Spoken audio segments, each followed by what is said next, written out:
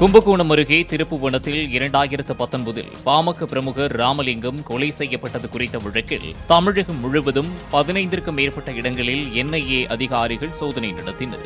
ராமலிங்கம் கொலைக்கு மதமாற்றம் தொடர்பான மோதலே காரணம் என கூறி தடை செய்யப்பட்ட அமைப்பான பாப்புலர் ஃப்ரண்ட் ஆஃப் இந்தியா அமைப்பைச் சேர்ந்தவர்கள் உட்பட மொத்தம் 13 பேர் ஏற்கனவே கைது செய்யப்பட்டுள்ளனர். இந்த நிலையில் திருச்சி, மயிலாடுதுறை, திருவாரூர், தஞ்சாவூர் உள்ளிட்ட மாவட்டங்களில் சுமார் 15க்கும் மேற்பட்ட இடங்களில் என்ஐஏ அதிகாரிகள் சோதனை நடத்தினர்.